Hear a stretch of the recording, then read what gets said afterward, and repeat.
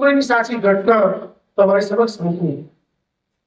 એક યુવાન દીકરો ડોક્ટર, એની પત્ની અને એના પપ્પા, પરિવારમાં 3 જણો. મુંબઈની સત્ય ઘટના છે. એક દિવસ ખબર નહીં, બાપ પેપર વાંચતા હતા, દીકરોને બહુ ટીવી જોતા હતા અને દીકરા એમ કહ્યું કે પિતાશ્રી, તમારે પરમ દિવસે આ ઘર છોડી દેવાનું છે. આ સત્ય ઘટના છે, ફરી કહું છું. ડોક્ટર બનેલા દીકરાએ બાપને શું કહ્યું કે તમારે પરમ દિવસે આ ઘર છોડી દેવાનું છે. એટલે પેલા પિતાએ પૂછ્યું કે શા માટે? મારી ઉંમર 78 વર્ષ છે, હવે હું ક્યાં જઈશ? તો કે તમારો પ્રશ્ન છે, પણ તમે પરમ દિવસે આ ઘરમાં નહીં જોઈએ મારે. એટલે પિતા બીજા કોઈ સવાલ પૂછતા નથી. રે 9:30 વાગ્યા હોય છે રાતના, એટલે સુઈ જાય છે. પણ ઊંઘ ગયા બાપને આવે. આખી રાત રડે છે, બંને આંખમાંથી આંસુ સાથે આખો તકિયો પીલાઈ જાય છે. અને એ તકિયો પીલાઈ જાય છે, તેની અંદર સવારે ઉઠીને જ એ બાપ એના જૂના મિત્ર પાસે જાય છે અને જૂના મિત્રને જઈને કહે છે કે મારા હળતા હળતા કહે છે, આંખમાંથી આંસુ પણ સુકાયા નહોતા. એમ કહે છે કે મારા છોકરાએ મને ઘરની બહાર કાઢી મૂક્યો. એના મિત્રએ કહ્યું, બેસો, તમે ચા પાણી કરો, નાસ્તો કરો. ના ના, મારે ચા પાણી નાસ્તા કઈ નથી કરવા. એટલો રડો જેટલો હવે નહીં. તારા રડતા એટલું નથી હતા કે છોકરાને કેવી રીતે ઉછેર્યો, કેવી રીતે ભણાવ્યો, કેવી રીતે ગણાવ્યો, બધું આપણે યાદ આવતું માટે રડતા હતા.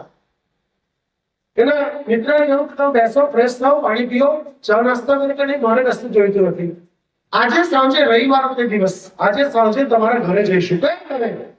તો કે તમારા જ ઘરે. તો કે હું નહીં આવીશ. મિત્રએ જીદ કરી કે નહીં, તમારે મારી સાથે આવવું પડશે. એટલે જીદ કરી એટલે પેલા બાપ ગયા. સાંજે લગભગ 4 વાગ્યા, રવિવારનો દિવસ હતો મુંબઈની અંદર તે દિવસે પણ. અને ગયા અંદર અને પેલા બાપ તો બોલી શકે તેની ક્ષમતા નહોતી. એટલે પેલા દીકરાએ, પેલા ફ્રેન્ડે પૂછ્યું દીકરાને, બાપના ફ્રેન્ડે કે બેટા, તે તારા પપ્પાને ઘરની બહાર કાઢી મૂક્યા? કે હા. કેમ? તો તમે પ્રશ્ન પૂછનારા કોણ છો? પહેલા તો તમારે પણ બેસવું તો બેસવાનું, તમે પણ ઘર છોડીને જઈ શકો છો. એ અમારા બાપ અને દીકરા વચ્ચેનો મામલો, તમારે વચ્ચે પડવાની કોઈ જરૂર નથી અને વચ્ચે પડવાની પણ કોઈ જરૂર નથી. એટલે પેલા બાપ તો બોલી શકે એમ હતો નહીં, રડતો હતો. એટલે પેલા મિત્રએ બ્રીફકેસ ખોલી, સુટકેસ ખોલી અને રિપોર્ટ, ડોક્ટર રિપોર્ટ હતો. સત્ય ઘટના છે, ફરી કહું છું.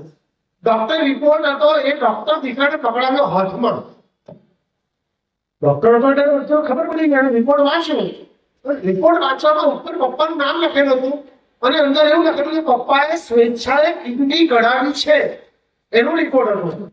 દીકરાને મનમાં થયું કે પપ્પાએ કિડની કઢાવી નાખી હતી. તો કે હા. ઉપર સાલ જોઈ, તારીખ જોઈ. એ તારીખ એ હતી કે ધોરણ 12માં ભણતો ત્યારની તારીખ હતી. એટલે પેલા છોકરાએ પૂછ્યું એના ફ્રેન્ડને, પિતાશ્રીને, કે પપ્પાએ કેમ કિડની કઢાવી નાખેલી? ત્યારે પેલો પપ્પાનો ફ્રેન્ડ બોલે છે, જલ્દી સાંભળજો. એ કહે છે કે તું જયારે ધોરણ 12માં આવ્યો ને, તારા ટકા થોડા ઓછા આવ્યા હતા.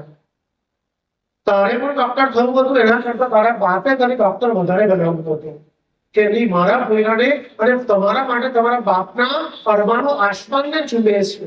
તમને કદાચ એ વસ્તુનો આઈડિયા પણ નહીં, ખ્યાલ પણ નહીં હોય. તમારા વિશે તમારી માં અને તમારા બાપના અરબનો ક્યાં છે? આસમાનને ચૂમે છે મિત્રો. એટલે મિત્રએ કીધું કે તારા બાપે તમે ડોક્ટર બનાવ્યો તો તારા ટકા થોડા ઓછા આવ્યા હતા. હવે પૈસા નહોતા ડોનેશન માટેના અને ફીસ માટેના પણ. એટલે મારી પાસે પણ મારી પાસે એટલા બધા પૈસા નહોતા. મેં થોડાક પૈસા કીધા, પણ એટલા પૈસા ચાલે એમ હતું નહીં. એટલે આખરે તારા બાપે ફેસલો લીધો કે કિડની કઢાઈને વેચી દઉં અને મારા દીકરા માટે જે આવે તે 5 વર્ષની જે ફી થાય. અને જૂનો જમાનો બહુ જૂની વાત છે. એટલે એક કિડની રહી છે અને મારા દીકરાને ડોક્ટર બનાવવો છે. મિત્રો, બાપ જયારે તૈયાર થયો તારો, ત્યારે મેં કીધું એને કે દીકરાને ડોક્ટર બનાવવા માટે શરીર સાથે છેડા ન કરાય. પણ તારો આ બાપ જે રડે છે એકદમ જિદ્દીનો, એકદમ જીદ કરી નહીં કે મારે મારી છોકરીને કિડની કાઢીને પણ ડોક્ટર બનાવવું છે. આખર તને ડોક્ટર બનાવ્યો અને કિડની આવી નથી.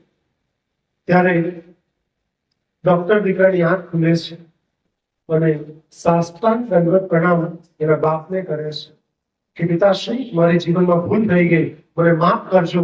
મારે ભૂલ દીપક બનવું જોઈએ, પણ ભૂલ અંગારો અને મેં તમને બાળ્યા છે. મારી ભૂલ થઈ ગઈ. હવે ક્યારે પણ આ પગલું ભરીશ નહીં, મારી પત્નીની ચડાવણીથી મેં તમને ઘરની બહાર કાઢ્યા હતા. હવે મારી પત્ની રહેવાની તો રહે, નહીં તો જાય પિયર, હું તમને છોડીશ નહીં. મિત્રો, મા બાપના અનંત ઉપકારો છે. હું તો એટલે સુધી કહીશ કે તમારા મા બાપો આજે હાજર છે તમારી સાથે જ. એ લોકોને માટે આપણે ઉપરની ચાકડી ઉઠાવી લોકો માટે વસ્ત્રો પણ બનાવીએ ને તો પણ આપણે ઉપકારનો ઋણ અદા ન કરી શકીએ. એટલા બધા મા બાપ ઉપકારી છે આપણે એમાં, રાઈટ? પાંચમી